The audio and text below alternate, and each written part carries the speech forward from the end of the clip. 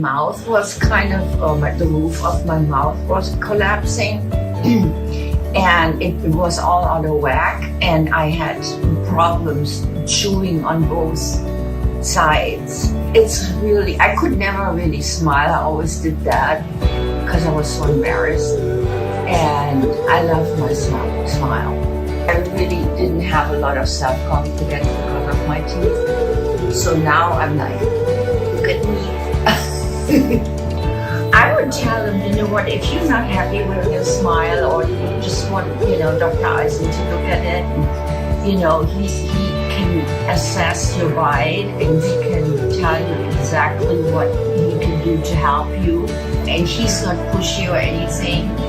Then he says, you have to have that done. Or he's very, he just shows you what's not right and how it should be.